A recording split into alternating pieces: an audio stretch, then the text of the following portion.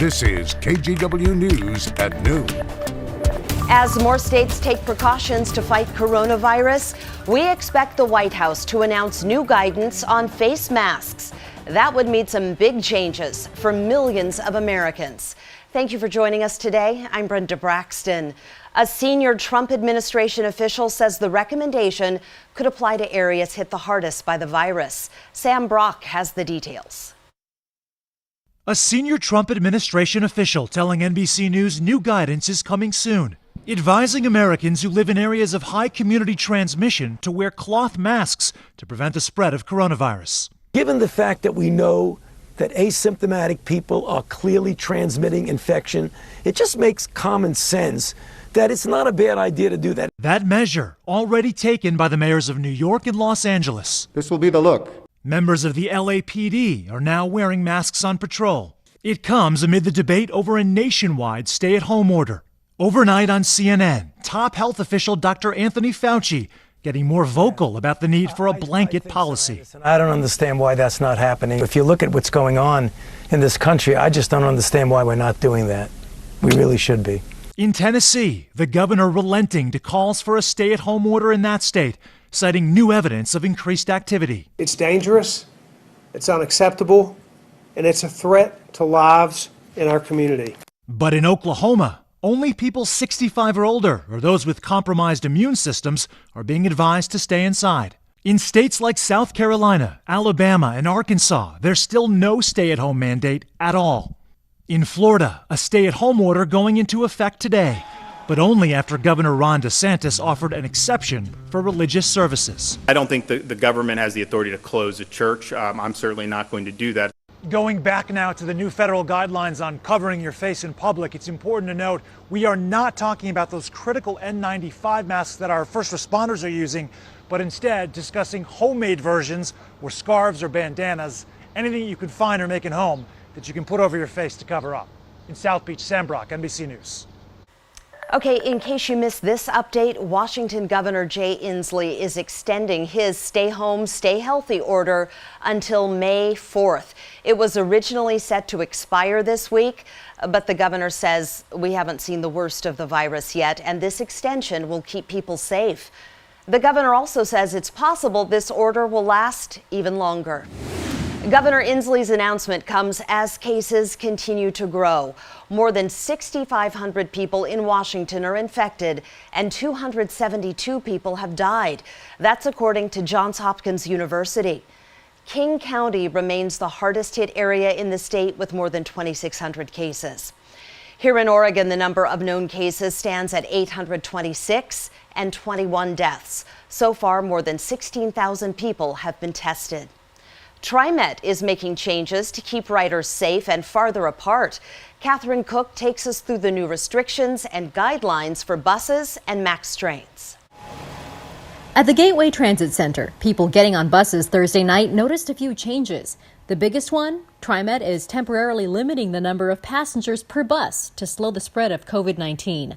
No more than 10 people, or 15 if they include couples or riders with kids, will be allowed on board. And I think it's fair. It keeps people away from each other, and I don't think you get much dispute about it. Julius Wagner rides the bus every day. He says people have already started keeping their distance from each other. Because there's not necessarily a mass number of people on the buses. TriMet says weekly ridership is down over 63% from February since the governor's stay-at-home order took effect. As ridership dwindles, there may still be busy days. To protect the 15-passenger limit, drivers can ask people at bus stops to wait for another bus if theirs is at capacity.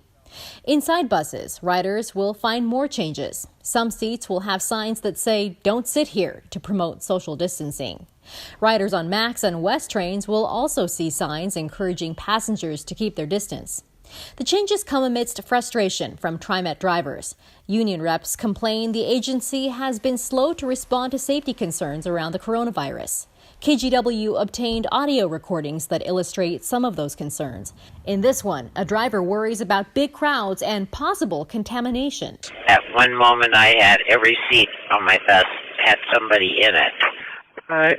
Yeah, I mean, the 6 feet is a suggestion. It's the ideal to prevent the virus from being transmitted. Riders like Julius I make sure I keep my distance. hope these new changes will make things safer for everyone. With these changes, there may be delays, so be sure to give yourself some extra travel time. And remember, TriMet no longer accepts cash payments on buses. Catherine Cook, KGW News. In addition to worrying about the virus, some Southeast Portland neighbors have to worry about a rash of car break-ins. Security cameras caught several people breaking into 2 secure parking garages. This happened early Wednesday morning in the Buckman neighborhood. About 30 vehicles got ransacked. We talked to one woman who had to go out and get her car window fixed. I've been isolating for like 2 or 3 weeks now, so I had to go out and be around people, which I don't want to do, and go and get it fixed and drop it off, and then I didn't want to take an Uber. So take a look at the video. If by chance you have any information about these suspects, those car thieves, you're asked to call Portland Police. Oregon's governor is calling for a special session to address the health and economic impact of coronavirus. It's not clear quite yet when the session will take place. Governor Brown says she wants to wait until money from the federal stimulus plan arrives. After that, the state will decide how to take care of any unmet needs. And a quick reminder, Oregon's primary election is still set for May 19th. You have until April 28th to register to vote or to change your political party. Ballots will be mailed out starting April 29th. Multnomah County Elections is encouraging people to return ballots by mail. For a look at some of the big races, you can go to our voters guide at kgw.com. Well, you've been asking questions about the coronavirus, and we've been answering just as many as we can. So let's go to Kristen Severance for a few more. All right, we have gotten this question so many times that we wanted people to know we are working on it. This viewer wants to know, what responsibility do stores have to inform the community when they have an employee who is infected? So we've checked with several agencies on this, from OSHA to the governor's office. Right now, it looks like there's no legal requirement to tell your customers if an employee has a COVID-19 diagnosis, but we will, of course, update that answer if we get more information. The next question is, Goodwill still accepting donations? No. And I know a lot of people are doing cleaning right now. They have a bunch of things to donate, but Goodwill is not accepting items at this time. And our next question, Oregon appears to have fewer cases than many states. Is it a reflection of smaller population, fewer tests being conducted, or is it legitimately fewer cases? So the doctors we've been consulting with for many of these answers say maybe, but it's always better to look at statistics from the basis of per capita. Also, you have to know how many people have actually been tested. And at this point, we have no idea how many people in any state are infected, because really we have only just begun testing and we still aren't doing it on the massive scale we need.